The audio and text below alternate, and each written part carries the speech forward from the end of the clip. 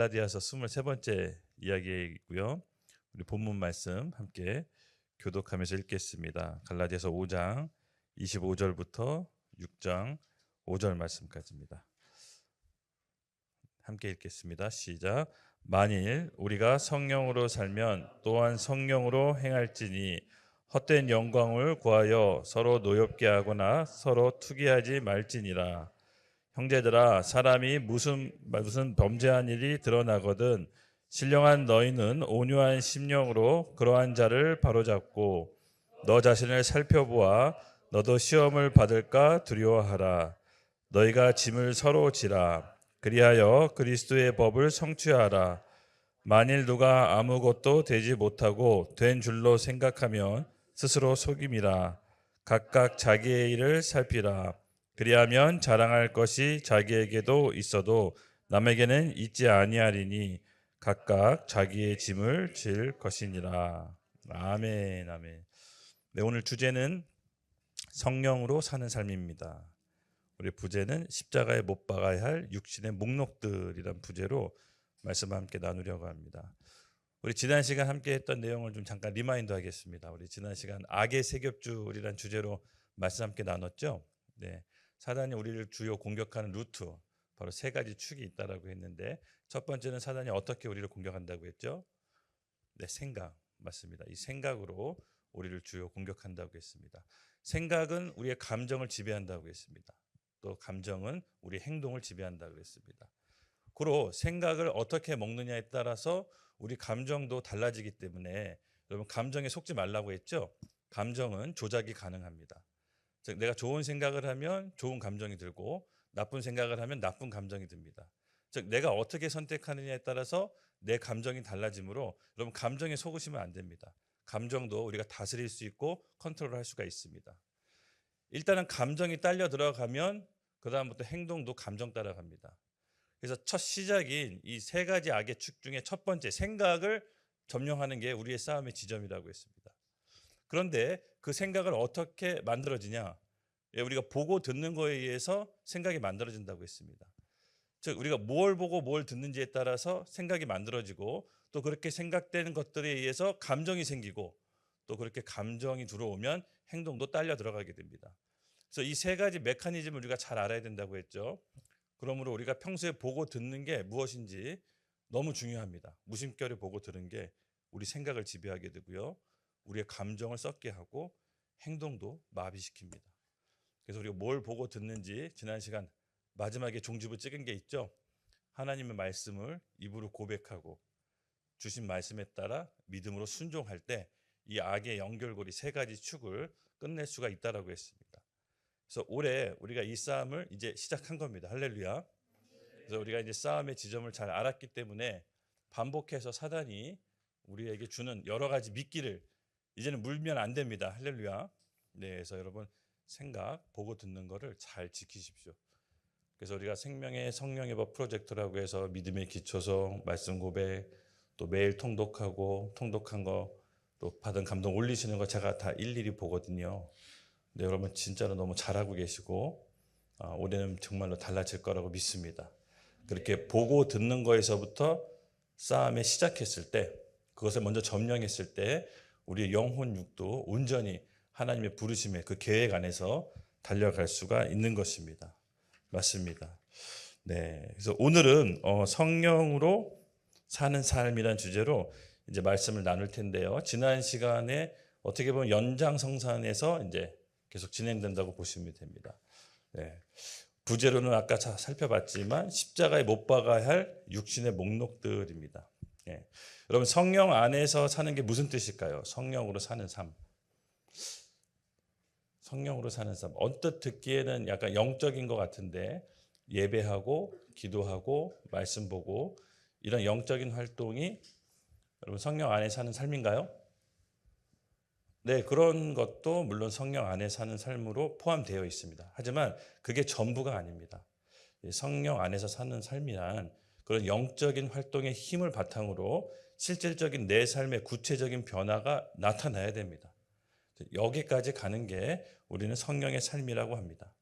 그래서 이렇게 성령의 삶을 살기로 했을 때, 결단했을 때 그렇게 살지 못하도록 방해하는 저항하는 내면의 그 육신의 생각들이 있습니다. 그래서 오늘 내가 성령의 삶으로 살려고 할 때 그것이 저항하고 그렇게 살지 못하도록 하는 우리 목록들, 육신의 목록들, 제가 이제 죄된 목록들, 이제 설교하면서 육신의 목록들 이렇게 표현할 텐데요. 같은 말입니다. 성령의 삶을 살게 하지 못하도록 방해하는 그런 목록들을 오늘 본문 말씀에서 하나하나 우리 찾아보고 체크해 보고요. 내가 성령의 능력으로 성령의 통치를 받기 위해서는 이러한 목록들을 오늘 십자가에다 못 박아야겠구나. 이렇게 한번 결단하는 시간이 되기를 예수님의 이름으로 축복합니다. 네. 그래서 성령 안에서 산다는 것은요, 여러분 구체적인 삶의 변화입니다. 그래서 오늘 구체적인 삶의 변화가 우리 삶 가운데 나타나기를 예수님의 이름으로 축복합니다. 할 수 있습니다. 이미 우리가 신년 금식 기도를 통과하면서 여러분들의 초롱초롱한 눈망울, 그리고 이번에는 이기고 말겠다는 굳은 다짐이 전 봤습니다. 지금 우리 금식 기도 끝나고 우리 순종이랑 지훈 형제 그리고 우리 기훈 전도사가 계속 금식 기도를 이어가고 있습니다. 근데 보니까는 그 순종이가 이번에 그 산에서 막 부르짖는 거 카톡방에 올렸죠. 근데 뭐라고 한 거야? 내가 궁금해. 오면 물어보고 싶었는데 뭐라고 선포한 거예요? 네, 뭐라고요? 대적은 풀어질 것이다. 재정. 돈. 할렐루야. 풀어주면 나도 좀 줘요. 우리 지훈 형제가 멀쓱해졌어요. 보세요. 헬쓱해졌어. 와. 얼핏 잘못 보면 약간 성민이 같기도 하고. 아니야? 미안해. 굉장히 멋있어졌어요. 저런 남자였어요. 맨 뒤에 있는 우리 기훈 전도사도 굉장히 그 새신랑처럼 새로 거듭났습니다. 여러분 우리 화이팅 하고요. 정말 이왕 마음 먹은 거 목표한 대로 소정의 목표를 이루시길 예수님의 이름 축복합니다. 근데 너무 또 건강에 무리하게 하지 마시고요. 어쨌든 화이팅입니다. 그래서 이제 다음 이제 말씀 구절을 통해서 우리가 성령으로 삶을 살지 못하게 하는 그 저항하는 세력, 우리 가운데 그 육신의 목록들, 죄된 목록들을 이제 하나하나 살펴보도록 하겠습니다. 우리 5장 25절 함께 읽겠습니다. 시작. 만일 우리가 성령으로 살면 또한 성령으로 행할지니. 아멘, 아멘. 성령으로 살면 성령으로 행한다라고 합니다. 아까도 얘기했지만 영적인 삶이란 말씀 보고 기도하고 예배하고 이런 눈에 보이는 영적인 활동뿐만 아니라 성령으로 산다는 것은 성령으로 행한다, 나타나는 게 있어야 된다는 겁니다. 즉 구체적인 삶의 변화가 있어야 된다는 거죠. 즉 우리 성령으로 사는 삶은 일상생활 속에서 지난 시간에도 제가 주일날 말씀드렸을 텐데 다른 사람을 대하는 태도가 달라지는 게 즉 성령으로 사는 삶인지 육신으로 사는 삶인지 그 기준과 표대가 됩니다. 즉 예수 믿는다는 것은 결국 뭐냐? 내가 관계 맺는 방식이 달라진다는 겁니다. 단절됐던 하나님과 관계가 다시 회복된 사람은 당연히 이웃과 관계 맺는 방식도 달라집니다. 즉 성령으로 사는 삶은 구체적으로 내가 사람을 대하는 태도와 관계 맺는 방식이 이제는 달라졌다는 겁니다. 하나님이 사람하고 관계 맺는 독특한 방식이 있습니다. 바로 이제 언약이죠. 언약. 여러분 언약은 약속보다 굉장히 강력한 의미입니다. 즉 언약은 파기하면 파기한 쪽이 죽습니다. 서로 목숨을 담보로 언약을 맺기 때문에 파기한 쪽이 죽습니다. 계약은 그냥 계약금이나 뭐 담보가 있죠. 그래서 계약하다가 너무 싫다 하고 깨도 담보를 내면 뭐 피해를 안 봅니다. 그렇죠? 근데 이 언약은요. 깨는 즉시 죽습니다. 고대 근동 집안에 우리 아브라함도 그랬지만 하나님과 어떻게 언약을 맺죠? 동물을 반으로 쪼개서 하나님과 같이 그 동물 사이로 지나갑니다. 그게 뭐다? 언약을 깨면 이 동물처럼 반으로 쪼개져도 할 말 없다는 겁니다. 그래서 여러분 결혼은 언약식인 겁니다.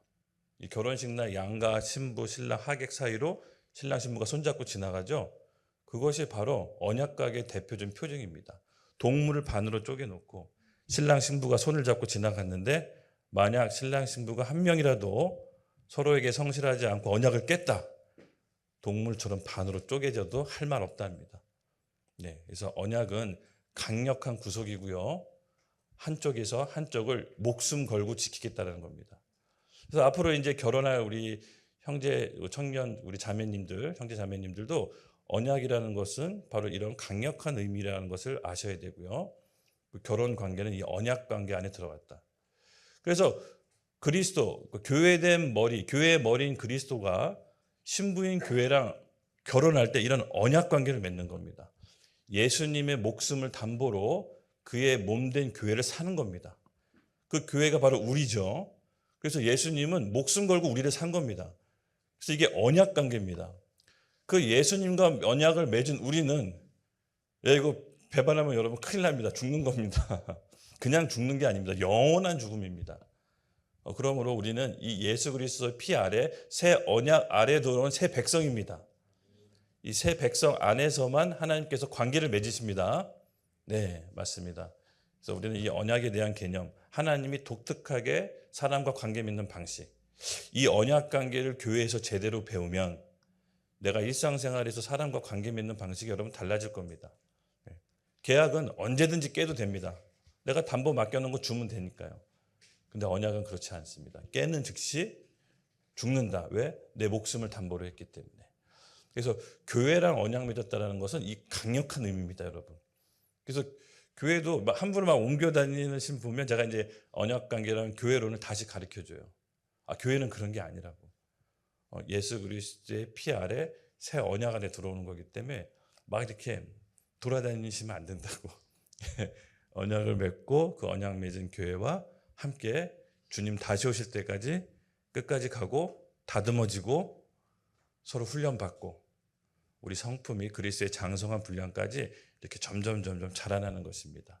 이것이 세상 사람들과 관계 맺는 방식이 바로 교회 안에서 완전히 다른 겁니다. 세상은 이 세상의 가치 기준에 따라 서열을 정해놓고 그 가치 기준에 못 미치면 그냥 어떻게 보면 뭐 잉여 상품처럼 내동댕이 치지만 교회는 그게 아니죠. 세상의 가치 기준으로 언약 맺는 게 아니라 그리스도의 피 아래 한 형제고 한 자매가 언약을 맺으면 죽으나 사나 미우나 고우나 함께 가야 되는 겁니다. 가르치고 사랑하고 때로는 울고 막 울부짖고 막 때리기도 하고 막 욕하기도 하지만 헤어질 수가 없는 겁니다. 예, 그렇게 계속해서 우리가 모난 돌이 잘 다듬어져서 그리스도의 몸으로 건축하는 벽돌로 만들어지듯이 한 명 한 명 그렇게 벽돌로 만들어지는 겁니다. 믿으시죠? 바로 이런 언약 관계를 우리가 잘 이제 배워야 되는 것이죠. 그래서 결국은 성령 안에 사는 삶이라는 것은 우리 내면이 바뀌는 겁니다. 우리 성품이 바뀌는 거고 그것은 우리 갈라디아서 성령의 열매로 구체적인 삶으로 나타나기 시작합니다. 우리 갈라디아서 5장 22절에서 24절 함께 읽겠습니다. 시작.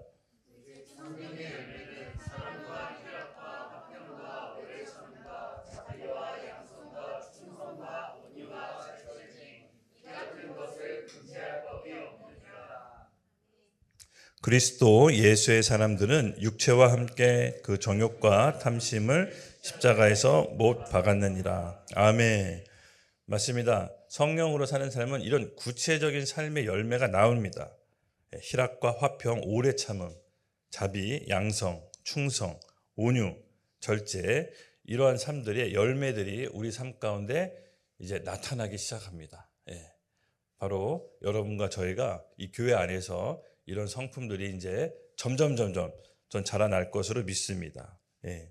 그래서 여러분, 우리가 이 영적인 성령의 삶이라는 것은 외적인 기도, 말씀, 능력, 전도, 헌금뿐만 아니라 이런 내적인 열매도 함께 나타나는 게 성령 안에서 사는 삶입니다. 그런데 이 변화를 나타나지 못하게 하는 그 저항 세력들이 아까 있다고 했죠? 네, 강력한 저항 세력들이 우리 가운데 있습니다. 그것이 뭔지를 26절부터 이제 본격적으로 나오기 시작합니다. 우리 26절 함께 읽겠습니다. 시작. 헛된 영광을 구하여 서로 노엽게 하거나 서로 투기하지 말지니라. 아멘. 첫 번째 십자가의 못 박아야 될 육신의 목록. 첫 번째, 헛된 영광. 헛된 영광 원어를 보면요, 자기 자랑입니다. 자기 자랑. 여기 보면은 서로 노엽게 하거나 서로 투기하지 말라고 합니다. 그러니까 서로 노엽게, 화나게 하거나 투기, 질투하게 하지 말라. 근데 왜 노엽게 되고 질투하냐? 그 앞쪽 구절에 보면 헛된 영광 때문에. 즉 자기 자랑, 자기를 드러내고 싶은 거. 그렇죠? 자기가 뭔가 있으면 좀 알아주고 싶은 거. 이런 것들로 인해서 서로 노엽게 되고 질투심이 일어나죠. 여러분, 이게 질투심 굉장히 무섭습니다. 질투는요, 사람을 죽여요. 예. 그리고 서로 화나게 하거나 노엽게 하는 거. 대표적인 인물이 누구였죠? 이거 잘 못해서 자기 드러냈다가 피 본 사람. 요셉. 요셉은 자기가 꿈을 꿨는데 형들 앞에서 그놈의 입방정, 뭐가 이렇게 좀 좋았나 봐요. 근데 그놈의 입방정 못 참고 자기 막 드러냈어요. 나 나중에 뭐 한 가닥 하는데 형들이 내 앞에서 고개를 숙이더라. 뭐 그냥 저기 속으로만 알면 되는데 굳이 얘기해가지고 굳이 자기 자랑을 해서 굳이 드러내서 형들이 죽이기로 노엽게 한 거죠. 형들을 질투하게 한 겁니다. 저 자식이, 우리가 저 자식 앞에서 머리를 숙인단 말이야? 그러면서 노엽게 하고 질투하게 되죠. 그래서 어떻게 됩니까? 요셉이 팔려갑니다. 그래서 여러분, 굳이 자기 자랑을 해서 노엽게 하거나 상대방을 질투하게 해서는 안 됩니다. 그래서 첫 번째 우리가 십자가에 못 박아야 될 육신의 목록, 뭐다? 자기 자랑. 그래서 올해 좀 잘 되고 뭔가 영적으로 금식하신 분들 금식을 완수했다라고 자기가 영적인 우월감을 갖고 또 그 의로움으로 셀에서 내가 금식기도 이렇게 했는데 뭐가 보여요. 뭐가 들리고 막 당신의 미래가 보여. 막 이렇게 뭐가 음성이 들립니다. 주님의 음성입니다 하고 괜히 노엽게 했다가 셀에서 원망 듣고 쫓겨날 수가 있습니다. 성령의 사람은 드러내지 않는 겁니다. 성령의 사람은 중보기도로 만약에 그런 게 보이더라도 여러분 기도하셔야 됩니다. 자기 능력을 감추고 여러분 뾰족한 칼을 호주머니에 감춰도 드러납니다. 굳이 내가 드러내지 않으려고 해도 다 알아보게 됩니다. 그렇죠? 그러므로 올해 2026년도 굳이 내 영적인 능력을 드러내려고 해야 된다, 안 해야 된다? 하지 말아야 된다. 노여움을 괜히 잘못 샀다가 여러분 팔려갑니다. 성령의 열매가 뭐라 그랬죠? 절제. 자랑하고 싶어도 하지 말고요. 드러내고 싶어도 잠깐 참고 이 절제도 여러분 엄청난 능력입니다. 여러분 이런 것들이 교회에서 우리가 이제 다뤄지는 겁니다. 좀 내가 뭔가 했는데 남한테 좀 알아줬으면 좋겠어. 나 이거 한 게 좀 알아. 왜 사람이라 다 똑같잖아요. 좀 어필해서 좀 알아주고 싶다. 근데 여러분 사람이 못 알아줘도 굳이 제가 못 알아줘도 하나님이 알아주십니다. 하나님이 알아주시면 끝입니다. 그걸 굳이 표출해서 알리고 싶다. 그럼 그게 무효야. 하나님이 은밀한 중에 행하신 우리 모든 것을 다 아시고 걱정하지 마십시오. 여러분 카운터 하십니다.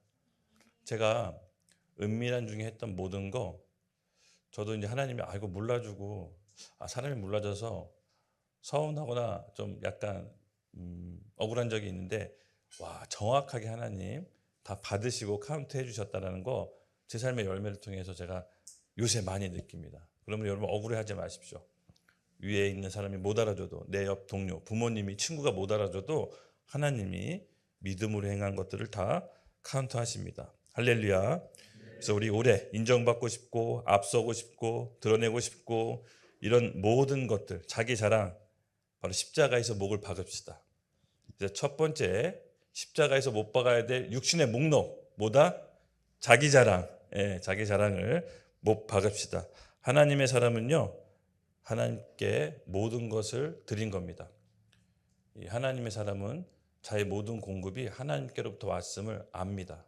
그래서 굳이 드러내거나 나타내지 않아도 하나님께서 다 은밀한 중에 행하신 것을 갚아주십니다. 할렐루야. 맞습니다, 여러분. 남의 것, 그러니까는 뭐 남의 것 자랑하는 사람은 없잖아요, 그렇죠? 우리 모든 걸 다 하나님께서 주신 겁니다. 그거 뭐 자랑해봐야 하나님한테 받은 걸 또 자랑하는 사람이 어디 있겠습니까? 그러므로 올해 우리 모든 공급의 원천은 누구에게 왔다? 하나님. 외모뿐만 아니라 재능, 재력, 그 모든 거, 은사 다 하나님께부터 왔기 때문에 굳이 자랑할 필요가 없는 겁니다. 자랑하는 사람이 이상한 겁니다. 그렇죠? 예. 저는 근데 가진 게 없는데요? 아니요. 상대적인 겁니다. 예. 내가 가진 거 없다라고 생각할지 모르겠지만 나보다 더 가지지 못한 사람들이 천지에 수두룩합니다. 그 가졌다라는 것은 지극히 상대적인 거기 때문에 하나님이 나에게만 주신 게 있는지를 발견하셔야 됩니다. 나에게 그리고 여러분 한 사람에게 독특하게 주신 게 있습니다. 그걸 바라봐야 됩니다. 남들이 비교해보고 남들이 가진 걸 내가 없다라고 하면 여러분 그거 하나님 마음에 못질하는 겁니다. 하나님을 비방하는 겁니다. 아닙니다. 우리는 하나님이 우리에게 주신 독특한 은사와 자질이 있습니다. 그걸 발견하셔야 됩니다. 하나님께서는 그걸 통해서 우리를 사용하실 줄로 믿습니다. 아멘. 네. 그리고 이제 말씀 우리 빌립보서 말씀 이렇게 얘기합니다. 구체적으로 못 받는 행위가 뭔지 여기 빌립보서 2장 3절에 나왔는데요. 우리 함께 읽겠습니다. 시작. 아무 일이든지 다툼이나 허영으로 하지 말고 오직 겸손한 마음으로 각각 자기보다 남을 낮게 여기고. 맞습니다. 자랑하지 않는다는 거 배웠습니다. 그럼 자랑하지 않는 걸 구체적으로 어떻게 못 박으란 겁니까? 라고 묻는다면 이 빌립보서 말씀이 그의 정답일 수 있습니다. 즉 어떻게 자랑하고 싶은 마음을 못 박아야 되냐? 나보다 남을 더 낮게 여기는 게 아니라 더 낮게 높이게 여기는 겁니다. 그것이 자기 자랑을 십자가에도 못 박는 겁니다. 내가 뭔가 자랑하고 싶고 내가 뭔가 드러내고 싶은 게 있다면 여러분 절제하고 다른 사람이 어떻게 나보다 나은지를 드러내십시오. 다른 사람의 장점을 드러내시고 말하십시오. 공동체에. 여러분 칭찬은 즉각적으로 해줘야 그 사람을 살립니다. 그래서 내가 아니라 다른 사람의 장점을 말해 주십시오. 그것도 공개적으로. 안 해보셨죠? 네, 올해 한번 해보세요. 셀에 있는 우리 형제 자매님들의 장점, 너 이래서 참 좋아. 드러내놓고 공개적으로 하십시오. 우리 인준이는 너무 예스맨이라 참 좋아. 거절하지 않고 모든 부탁을 들어줘서 너 정말 좋아. 이렇게 이제 공개적으로 칭찬하는 겁니다. 그럼 본인이 이제 불순종 못하겠죠? 네, 이렇게 악용하라는 게 아니라 그 사람의 장점을 공개적으로 얘기할 때 그 사람도 살고 그 셀도 공동체도 살아납니다. 네, 우리 재혁이 노래가 천상의 목소리 같아. 너 그 목소리를 교회에서만 너만 갖고 있지 말고 교회에서 형제자매들에게 보여줘. 천상의 목소리야. 이렇게 공개적으로 장점을 드러내는 겁니다. 이게 나를 자랑하고 싶은 거를 십자가에 못 박는 겁니다. 다른 사람의 장점과 칭찬을 공개적으로 드러내 줄 때 나의 자랑을 못 박는 게 구체적인 겁니다. 성경은 단지 그렇게 했을 때 서로 기분 좋은 걸로 끝내지 않습니다. 그렇게 했을 때 나에게 얻어지는 유익이 있다라고 합니다. 이게 정말 놀라운데요. 우리 잠언 29장 23절 함께 읽겠습니다. 시작. 사람이 교만하면 낮아지게 되겠고 마음이 겸손하면 영예를 얻으리라. 네, 내가 자랑하고 싶은 마음을 절제하고 겸손함으로 마음이 겸손하면 다른 사람을 칭찬하고 여러분 올려주십시오. 그러면요 아마 여러분 올해 영예를 얻을 겁니다. 이 영예는 명사로서 원어에 보면 장관, 직위를 뜻합니다. 우리가 겸손함으로 다른 사람을 올려줄 때 그 영예가 저는 우리 가운데 돌아온다라고 믿습니다. 생각지도 못한 곳에 두각을 드러낼 거고요. 갑자기 생각지도 못한 곳에 사람들 앞에서 두각을 나타내게 될 겁니다. 그래서 여러분 이 원리를 잘 생각하십시오. 네. 그리고 두 번째 이제 십자가에 못 박아야 될 육신의 목록들 함께 살펴보겠습니다. 6장 1절 함께 읽겠습니다. 시작.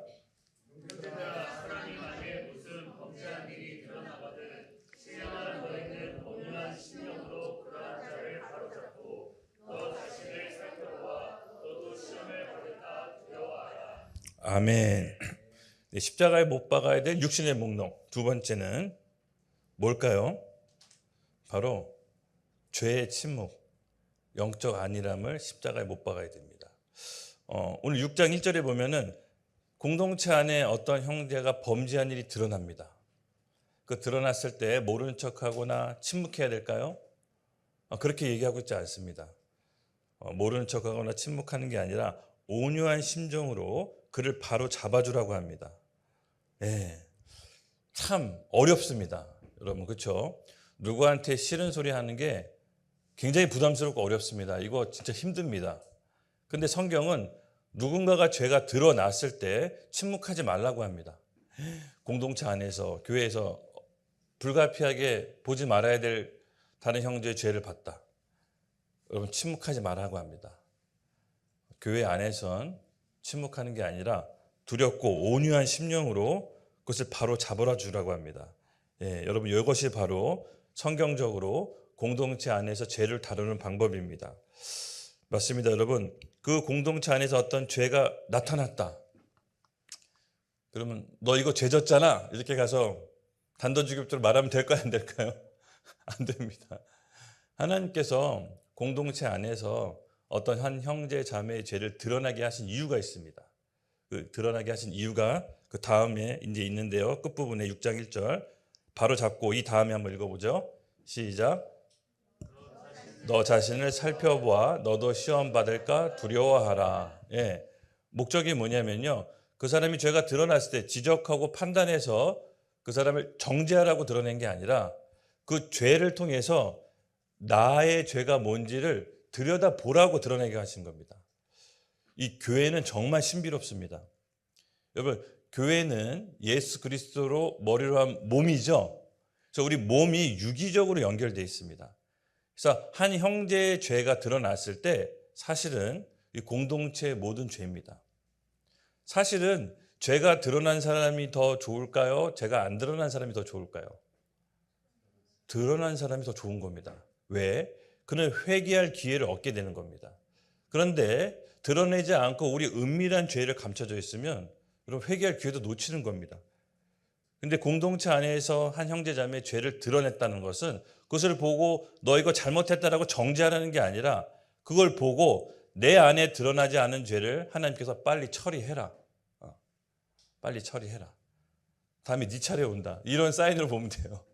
그래서 옳거니 잘 걸렸다고 너 이 나쁜 자식 이렇게 하는 게 아니라 조용히 사실은 나도 저 죄가 있는데 사실 내가 판단할 게 아닌데 그렇게 자기 자신을 들여다보라는 겁니다. 그럴 때 온유한 심정으로 바로잡아줄 수가 있는 겁니다. 해 아래 깨끗한 사람이 있을까요? 털어서 먼지 안 나오는 사람이 있을까요? 없습니다. 그래서 공동체 안에서 죄가 드러나게 할 때는 그것을 보고 내 안에 은밀히 감춰져 있는 죄를 내가 처리하라는 겁니다. 하나님이. 그걸 안 사람은 다른 사람의 죄를 정죄하고 판단할 수 있을까요? 아니죠. 온유한 심령으로 그 죄에서 돌이키라고 권면할 수가 있는 겁니다. 그래서 초대교회는요, 이 교회에 대한 거룩의 기준을 높게 세웠습니다. 그래서 그냥 죄를 보고 모른 척해서 지나가지 않았습니다. 사도들은. 왜냐하면 사소한 죄지만 그 죄가 누룩처럼 공동체에 퍼져서 공동체를 파괴할 수 있었기 때문에 그 죄에 대해서는 그냥 넘어가지 않았지만 그 죄에 대해서 온유한 심령으로 그 형제 자매를 사랑하는 마음으로 죄에서 돌이키기를 원했습니다. 그건 왜 그러냐?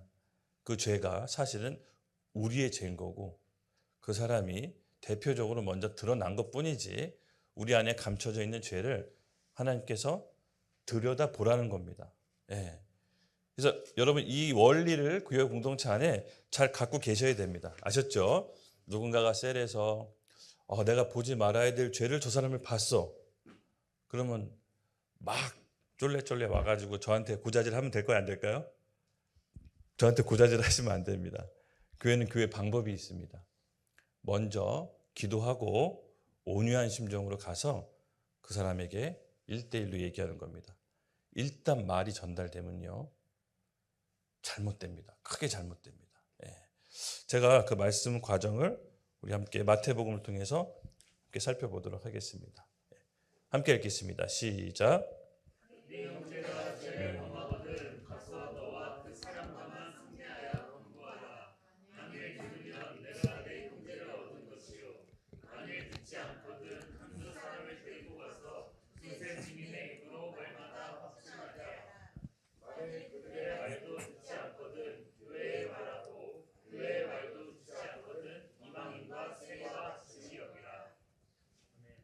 아멘. 예, 오늘 여기 말씀에서 뭐라고 나와 있죠? 예.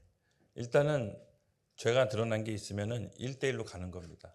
1대1로 가서 이제 기도를 하는 거죠. 가기 전에 사실은 저 죄에 대해서 지적하거나 판단하고 정죄하는 게 아니라 정말 내가 봤다면 일단 본 사람 안에 먼저 하나님께서 자기 죄를 보라고 하는 겁니다. 그리고 그냥 넘기는 게 아니라 온유한 심령으로 형제님, 자매님 돌이켰으면 좋겠습니다. 물론 제가 자격이 있어서 얘기하는 건 아니지만 우리 말씀에 의해서 형제 자매님이 돌이켜서 주님의 나라를 함께 유업을 이어갔으면 좋겠습니다. 라고 온유한 심령으로 정확하게 그 지은 죄가 뭔지를 얘기해 주는 겁니다.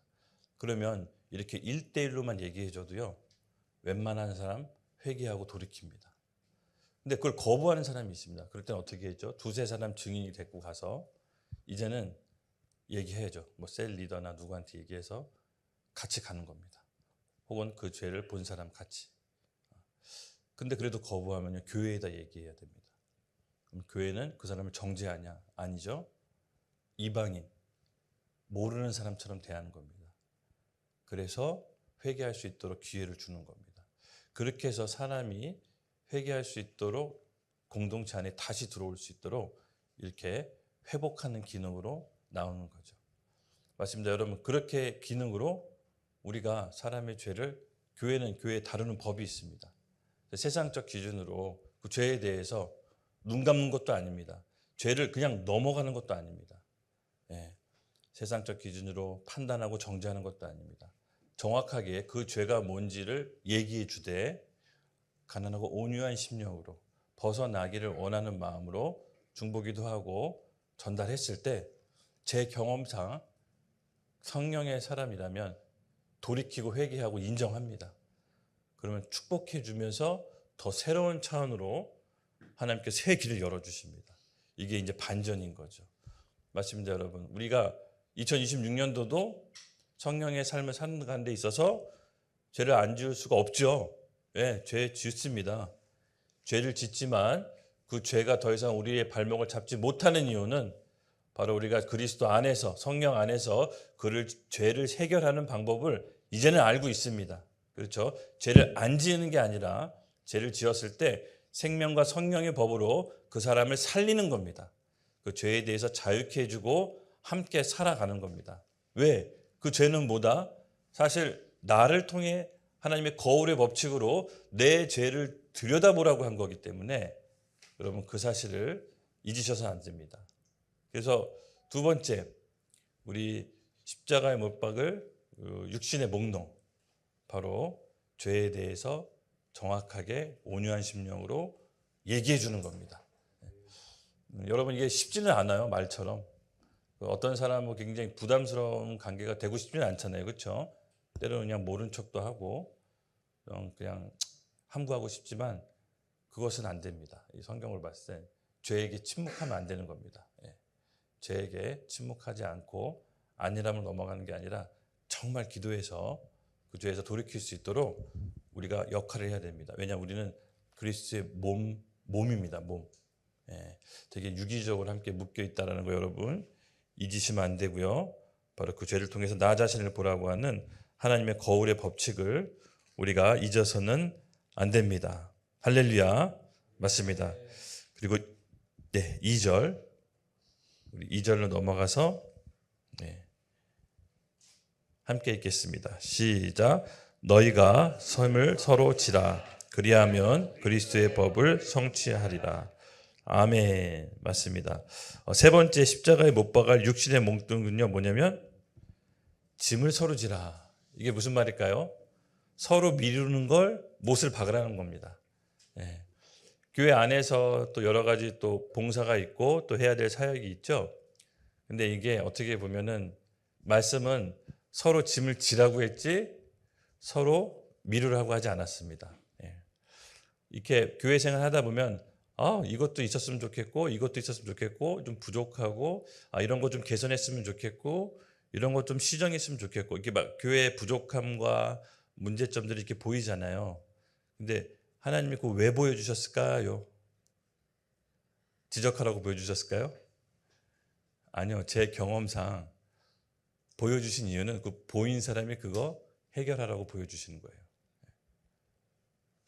그래서 어떤 교회의 문제점이나 부족한 걸 다 지적하고 우리 얘기할 수 있고 문제 제기할 수 있지만 사실 하나님께서 그 사람한테 그걸 보여주신 이유는 그 네가 해.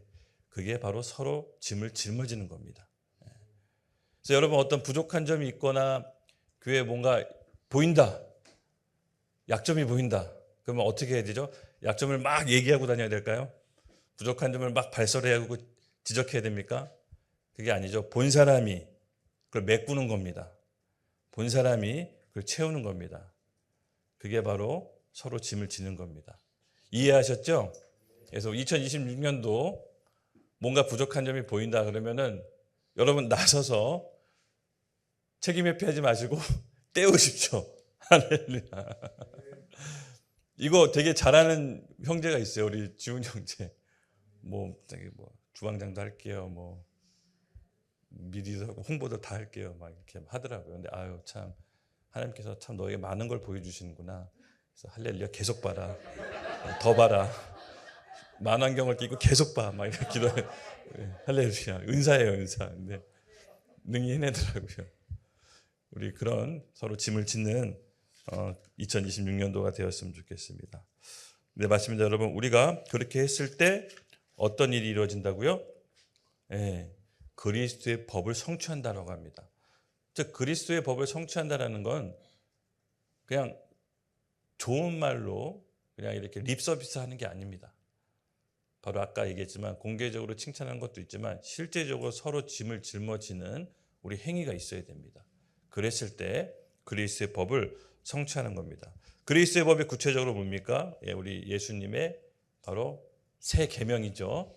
우리 요한복음 13장 34절 함께 읽겠습니다. 시작. 새 계명을 너희에게 주노니 서로 사랑하라. 내가 너희를 사랑한 것 같이 너희도 서로 사랑하라. 아멘. 말로 사랑하는 것이 아니라 서로 짐을 짊어지고 서로의 필요를 좀 채워주고. 오늘 이렇게 좀 이렇게 여러 가지 처음 우리 임시 예배 장소긴 하지만 또 이렇게 예배 장소에서 세팅하고 또 근무하는 또 우리 사역자분들 또 이렇게 준비하다가 또 이제 우리 헤맬까봐 우리 기훈 전도사가 지금 금식 기도 기간인데 서로 또 짐을 짊어지러 와서 또 돕고 그렇죠? 이게 또 와서 또 하고 이게 뭐냐면 이게 짐을 짊어지는 거거든요. 아, 내가 뭐라도 짐을 짊어질 게 있나 이렇게 하는 거죠. 근데 뭐 사정이 있고 어쩔 수 없으면 상관이 없지만 이렇게 좀 뭔가 나는 좀 놀고 좀 난감한 시간이 있다 그러면 그렇게 이제 짐을 또 이렇게 짊어지는 것도 서로에게 뭐죠? 그리스도의 법을 성취하는 구체적인 사랑의 표현이라고 저는 믿습니다. 네, 맞습니다. 그래서 우리가 필요를 채워주는 거, 서로의 짐을 짊어지는 거, 미루지 않는 거, 바로 이것이 오늘 그리스도의 법을 성취하고 바로 육신의 목록, 십자가에 못 박아야 될 사항이라고 믿습니다. 서로 미루는 거 이제 십자가에 못 박고 보는 즉시 내가 한다. 보는 즉시 내가 그 빈 공간을 메꾼다. 이것이 바로 그리스도의 십자가 안에서 우리 육신의 목록을 박는 겁니다. 할렐루야. 네, 맞습니다. 그리고 3절, 4절. 네 번째 십자가에 못 박을 육신의 목록입니다. 3절, 4절 함께 읽겠습니다. 시작. 만일 누가 아무것도 되지 못하고 된 줄로 생각하면 스스로 속임이라.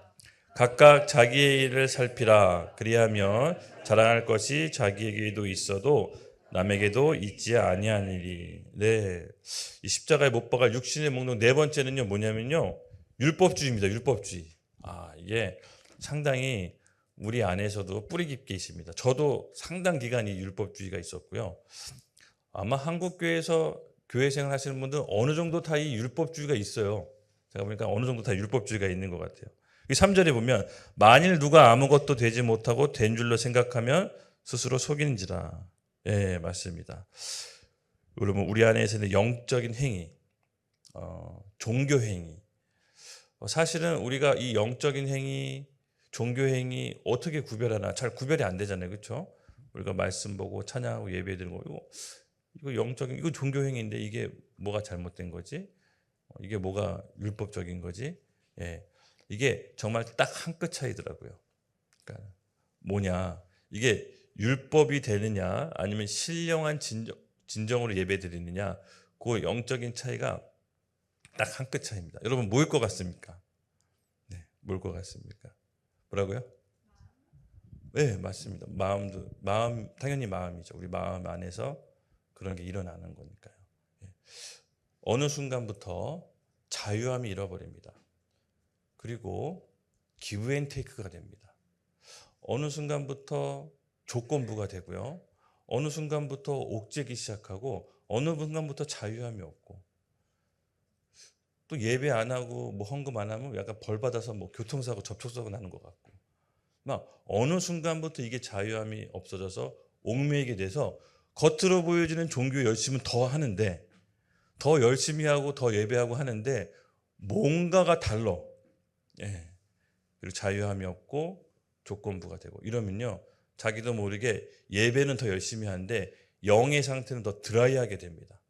기쁨이 없고요, 더 드라이하게 되고, 말씀 안 보면 뭔 일이 일어날 것 같고, 기도 안 하면 뭔가 잘못될 것 같고, 계속해서 조건부, 사랑과 자유함이 없는 그런 조건부로 되는 거죠.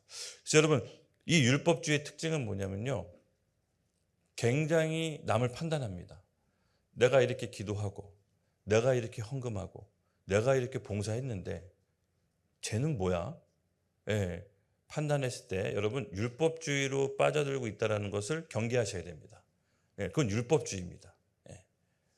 그리고 어떤 예배를 드리는 데 있어서 더 뭔가가 하나님 앞에서 그 예배를 통해서 영적 자유함이나 행복을 누리는 게 아니라 그 예배를 드리고 다른 사람을 이렇게 판단합니다. 왜 예배 저렇게 해? 왜 기도 저렇게 해? 막 이렇게 예배의 형식 갖고 꼬투리 잡습니다. 예배 방식 갖고 자꾸만 태클 겁니다.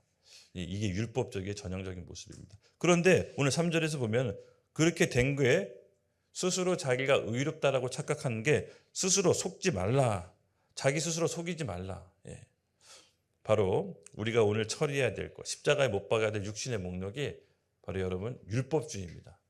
우리 안에 그런 율법주의가 다 있습니다. 여러분 누구나. 저도 상당 부분 이 율법주의 안에서 오랫동안, 내가 율법주의인지도 모른 채 이게 율법주의적으로 신앙생활을 꽤 오랫동안 해왔습니다.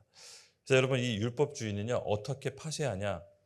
그리스도 안에 내가 누군지 온전한 정체성이 자리 잡으면 율법주의가 파쇄됩니다. 자연스럽게 떠나갑니다.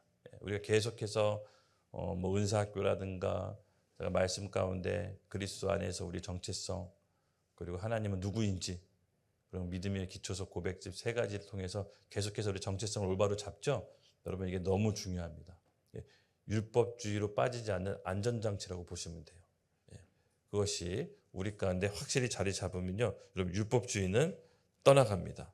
그래서 우리가 이 진정한 영적 자유는요, 사실은요, 그냥 눈에 보이는 예배, 기도 형식뿐만 아니라 하나님 앞에서 온전한 정체성으로 드리는 우리의 삶의 모든 변화, 구체적인 내 삶의 변화, 여기까지 가야 이것이 진정한 신령한 예배인 줄로 믿습니다.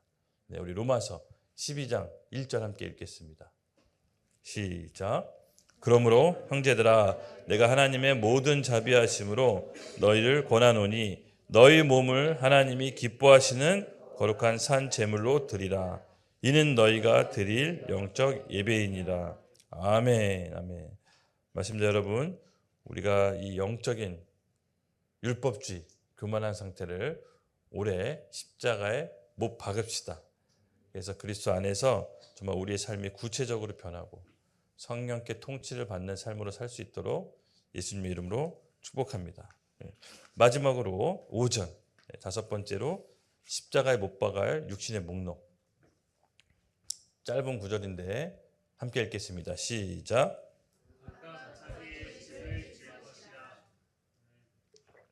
아멘. 아까 2절에서는 짐을 나누라고 했는데 또 여기서는 왜 자기 짐을 지라고 그래? 도대체 무슨 말일까요? 이게 좀 약간 모순된 것처럼 들리죠? 네. 도대체 왜 짐을 나누라고 하고 또 지라고 하고 우리가 짐꾼도 아니고 왜 그랬을까? 예.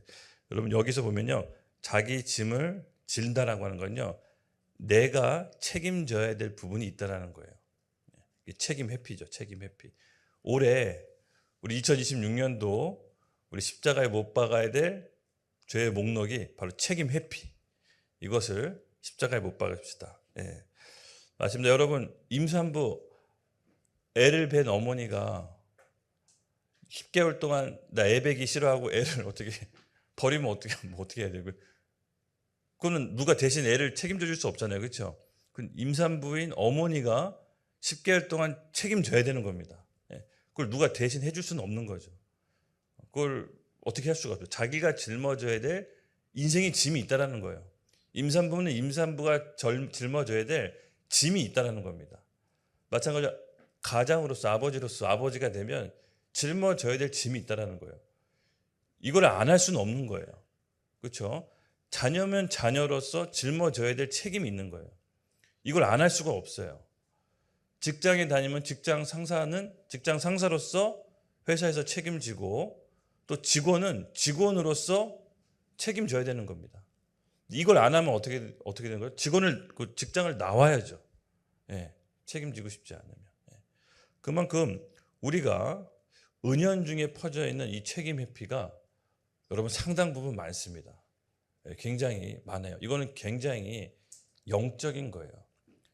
왜냐, 여러분 잘 들어보십시오. 하나님께서, 제가 늘 얘기했지만, 하나님께서 우리의 삶을 우리에게 맡기셨죠. 네, 우리의 삶의 통제권을 우리에게 줬습니다. 그래서 어떻게 보면 이 십자가의 도를 깨닫는다는 건 뭐냐면요, 하나님께서 우리의 삶을 우리에게 주시기 위해 치러야 될 대가가 명확하게 뭔지 아는 사람이 내 인생에 제대로 책임지며 살 수가 있습니다. 예. 예수님께서 우리에게 삶과 생명을 주기 위해서 예수님의 생명을 십자가에서 못 박으셨죠? 그로 인해 우리가 새 생명, 우리 삶이 펼쳐진 겁니다. 예. 그러므로 우리가 인생을 책임진다는 것은 하나님을 경외하는 거랑 연관이 있습니다. 인생을 막 살 수 없는 이유가, 우리의 삶은 우리가 얻어낸 게 아니라 예수 그리스도의 피값으로 우리에게 주신 거기 때문에 이 삶에 대해서 우리가 결산하고 책임져야 될 날이 온다라는 겁니다. 그렇기 때문에 인생을 책임진다는 것은 결국 하나님을 경외하는 거랑 연관되어 있습니다. 그래서 여러분, 우리가 직장에 다니거나 뭐 이제 어디 가면 회사에서 직장 상사가 이렇게 뭐 하라고 하잖아요. 그렇죠? 그럼 우리가 어떤 지시를 받거나 업무 프로젝트를 받았을 때 여러분 그걸 어떻게 합니까? 그냥 대충 하나요? 대충 하지 않습니다.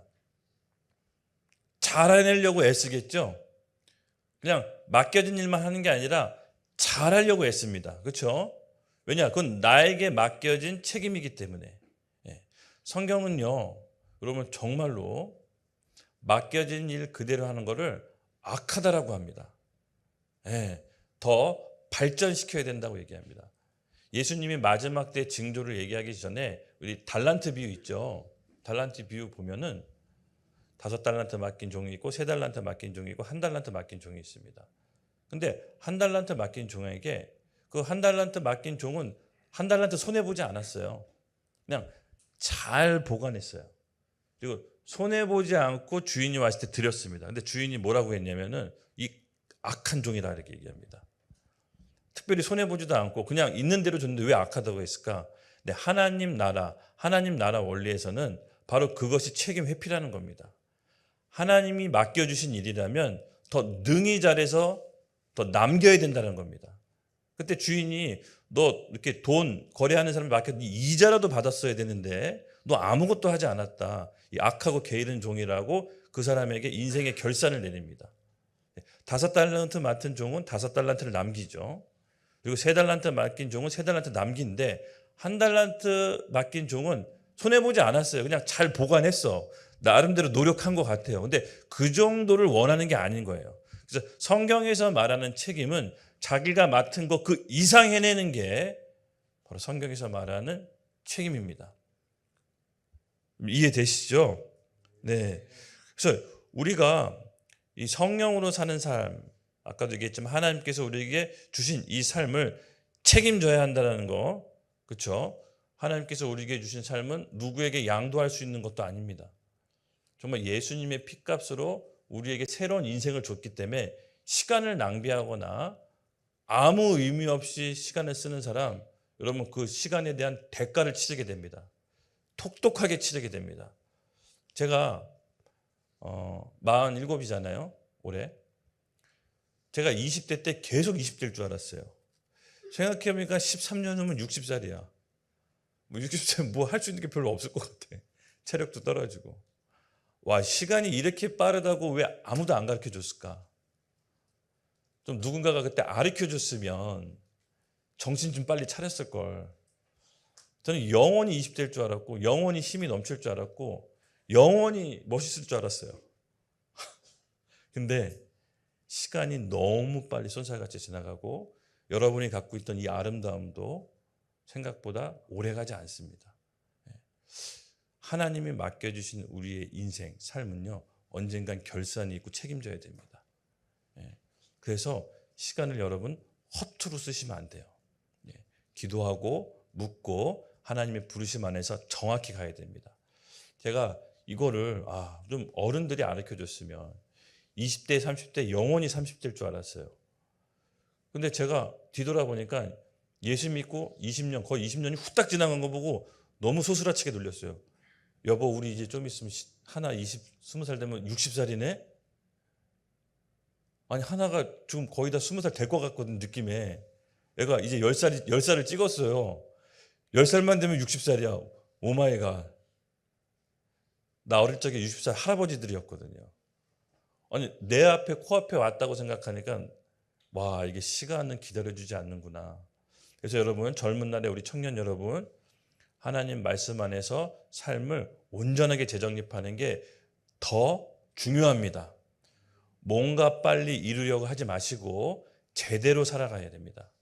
단단히 가면 멀리 갈 수 있습니다. 금방 뭔가 해서 얻은 거는 여러분 금방 사라집니다.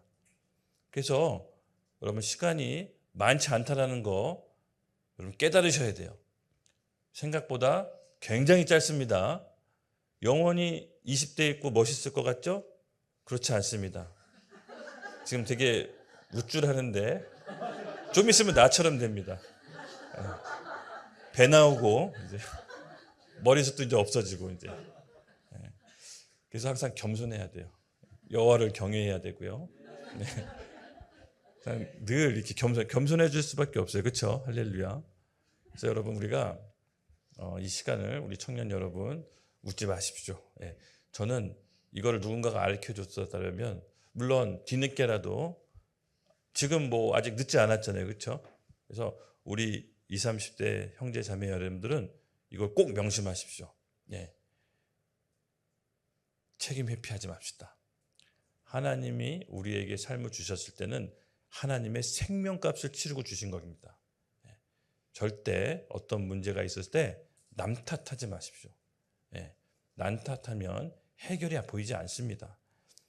결국은 이 성령의 사람은요, 어떤 문제가 생겼을 때 나 자신을 통해 나를 성찰함으로 그 문제에 대해서 당당히 맞서는 겁니다. 문제가 생기면 그 문제가 너무 산 같아서 회피할 수 있는데 제가 한 가지 원리를 알았어요. 회피의 본들 더 큰 산으로 옵니다. 1년 넘겼지만 더 큰 산으로 와요. 그래서 제가 하나님 앞에 그 문제를 능히 넘길 수 있는 담대함을 주십시오. 담대함을 주십시오. 그랬더니 하나님께서 정말로 담대함과 지혜를 주십니다. 그래서 어떤 문제가 왔을 때 낙담하거나 좌절하는 게 아니라 그것을 통해서 내가 한 번 더 변할 기회를 하나님이 주시는구나. 내가 한 번 더 업그레이드 될 수 있도록 하나님께서 기회를 주시는구나. 어떤 문제가 왔을 때 여러분 그걸 넘지 못했다고 낙담하지 마십시오. 그 문제를 통해서 내가 변화할 수 있는 기회로 오는구나. 사람은요 안주하려고 하지 자기 스스로 변하려고 하지 않아요. 어떤 문제가 와야 비로소 개혁이 이루어지고 변화가 이루어지는 겁니다. 우리 옛날에 히딩크 감독 2002년 월드컵 때 4강 올린 히딩크 감독 기억나시죠? 그분이 인터뷰를 기가 막히게 하셨습니다. 그분 별명이 5대0 감독이었어요. 5대0. 맨날 평가전만 하면 5대0으로 지니까 기자들이 히딩크 감독한테 왜 맨날 5대0으로 집니까? 이 5대0 감독아? 그랬더니 히딩크 감독이 답변이 명언이었습니다. 동남아시아 팀, 한국보다 실력 없는 팀 100번, 1000번 이겨본들 그건 진정한 실력이 아니다. 우리의 목표는 월드컵이다. 그때 어느 팀한테 5대0으로 졌냐면 잉글랜드, 뭐 네덜란드, 체코 이런 강팀하고만 평가전을 붙고 동남아시아 팀 우리보다 실력 못하는 사람들하고 계속 붙어서 이겨봐야 진짜 문제점 드러나지 않는다. 강팀하고 붙어서 모든 문제점이 밝히 다 드러나야 된다. 왜냐? 우리의 목표는 월드컵이기 때문에.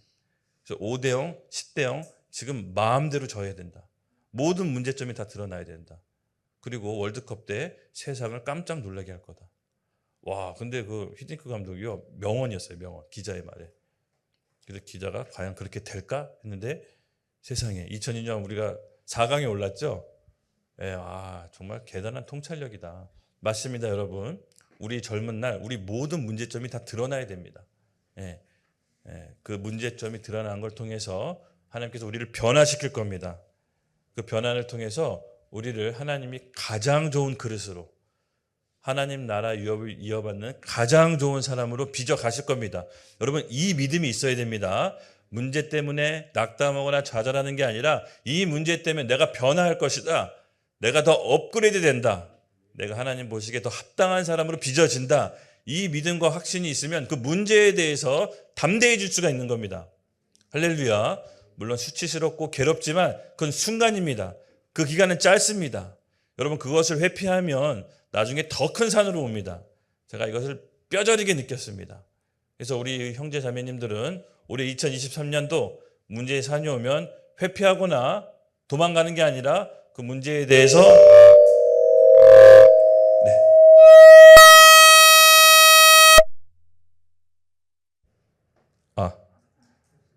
이 중요한 순간에 또 사탄이 마이크를 치고 또 장난치고 있습니다. 그러므로 여러분 문제에 대해서 이번 올해는 당당하게 맞섭시다. 할렐루야. 하나님께서 능히 해결해 주실 줄로 믿습니다. 맞습니다. 여러분 이 책임 회피는요 성경의 사례를 보면요 심각한 결과를 초래합니다.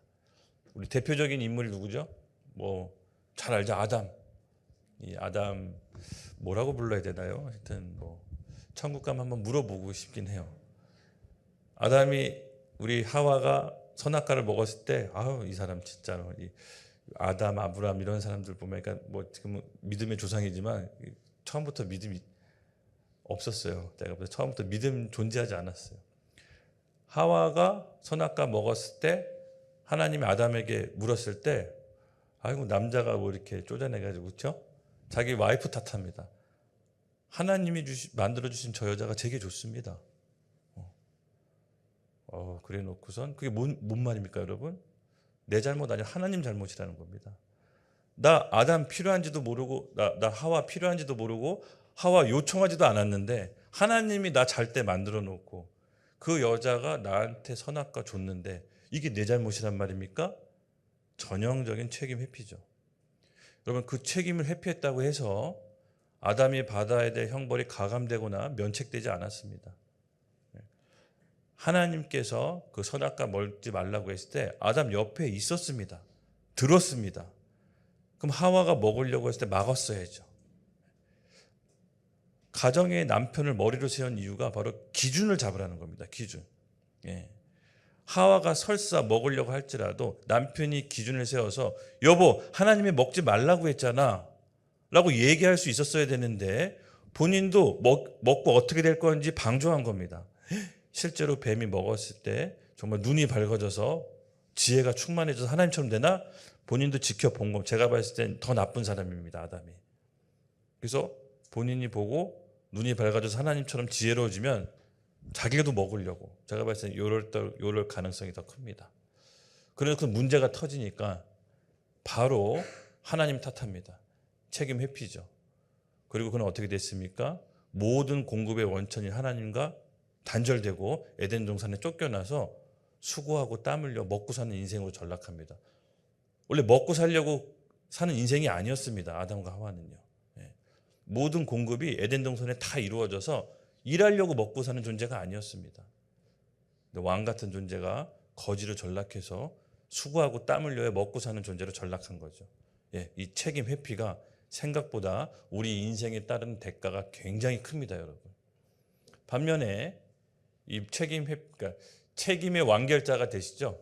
이 책임하면 제가 봤을 때 성경에 책임하면 책임의 끝판왕이 누굴까요? 예수님 맞습니다. 이 책임의 끝판왕, 안 져도 되는 책임까지 모든 인류의 죄의 책임을 단번에 지시고 모든 책임을 완전히 해결하십니다. 그 예수님이 바로 저는 이 책임의 끝판왕이신 것 같아요. 본인이 창조주로서 자기가 창조한 피조물에 대한 책임을 완전히 지십니다. 창조주로서 책임을 지신 거예요. 내가 만들어 놓은 이 피조물, 사람이 나와 같은 형상의 사람이 죄를 지었을 때 본인이 책임지시기로 결단하셔서 인간의 몸을 입기로 결단하신 겁니다. 그리고 죽기로 결단하셨고 부활하기로 결단하셨고, 그래서 우리 삶 가운데 시간과 공간의 제약을 받지 않는 분이 시간과 공간의 제약을 받으러 십자가에 죽고 우리에게 부활 생명을 주셨습니다. 완전하게 책임을 지신 거죠. 그렇죠? 그리고 예수님의 책임 때문에 우리가 다시 새 생명을 얻을 수 있는 겁니다. 할렐루야. 맞습니다, 여러분. 우리가 올해 2026년 이 책임 회피 끊어버립시다. 모든 책임은 내가 진다. 우리 다 같이 한번 따라해 볼까요? 모든 책임은 내가 진다. 가정의 책임은 내가 진다. 우리 직장의 책임은 내가 진다. 우리 교회의 책임은 내가 진다. 우리 자녀의 책임은 내가 진다. 하나님께서 맡기신 모든 삶을 내가 책임진다. 네, 이런 이 책임감을 갖고 우리 2026년도 새롭게 나아갑시다. 내일 찬양팀 나오겠습니다. 우리 같이 이 부분을 놓고 기도하겠습니다. 그래서 오늘 우리 십자가에 못 박아야 될 육신의 죄된 목록들 살펴봤죠. 첫 번째 뭐다? 허영심, 자기 자랑. 오늘 기도하면서 십자가에 못 박는 겁니다. 네, 어떻게 십자가에 못 박냐? 남을 나보다 더 낫게 여기면서 십자가에 못 박는 겁니다. 둘째, 죄의 침묵. 우리가 죄를 어떻게 처리하는지 배웠죠.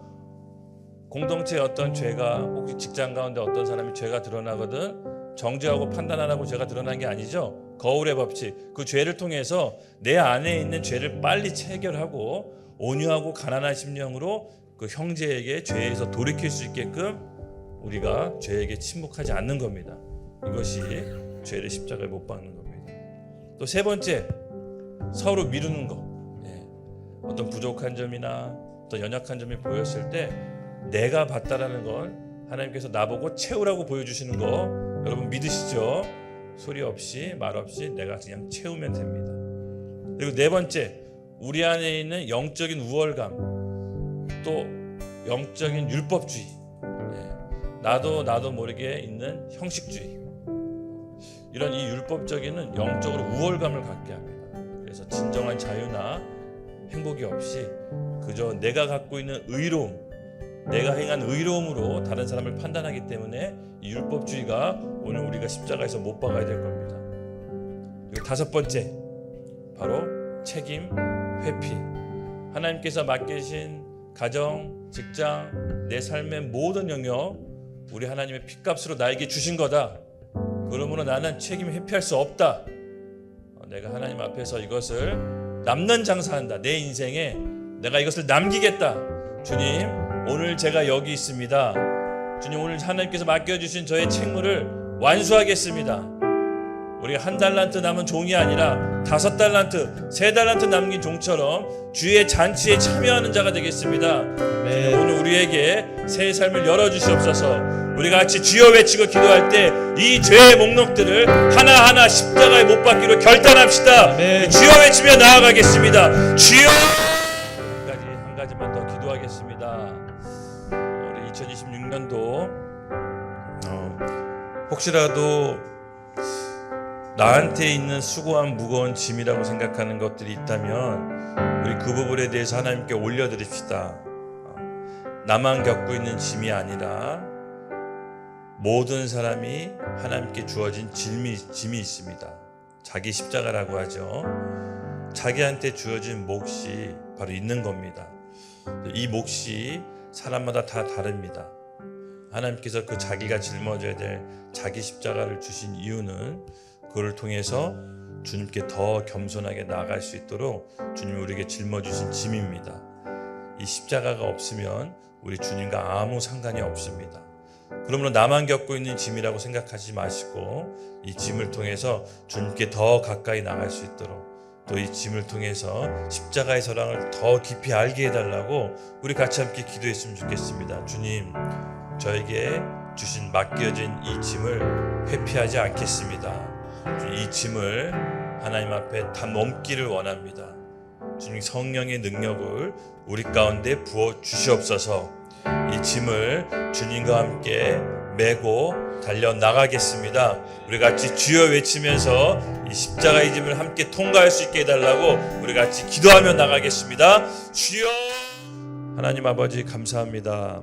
2026년도도 이제 새해가 시작되었습니다. 오늘 우리에게 함께 나누어 주신 그 십자가에 못 박아야 될 죄의 목록들을 우리가 바라봅니다.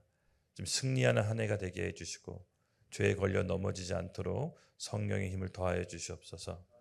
하나님께서 우리에게 주신 2022년도 하늘의 신령한 복들이 우리 가운데 부어지기를 원합니다.